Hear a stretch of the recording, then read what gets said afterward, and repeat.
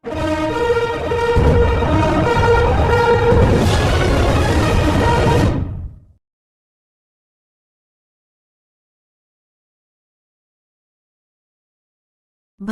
కొత్తగూడెం జిల్లా కొత్తగూడెం శ్రీ కనకదుర్గ చంద్రమౌళీశ్వర స్వామి దేవాలయంలో శ్రావణమాసం సందర్భంగా సామూహిక వరలక్ష్మీ వ్రతాన్ని ఆలయ అర్చకులు అత్యంత భక్తిశ్రద్ధలతో మహిళా భక్తులచే నిర్వహించారు.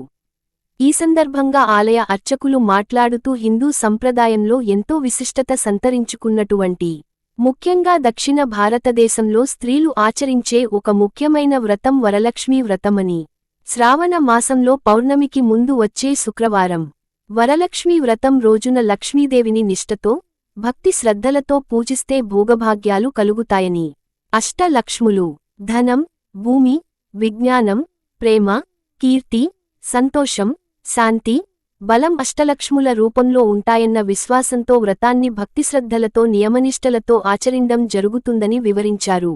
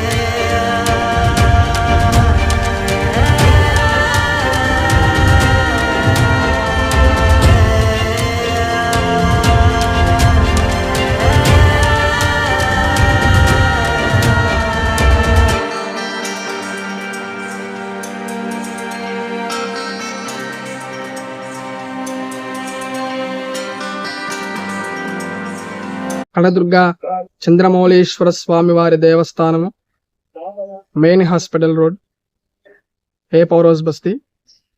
మన దేవాలయమునందు శ్రావణ మాస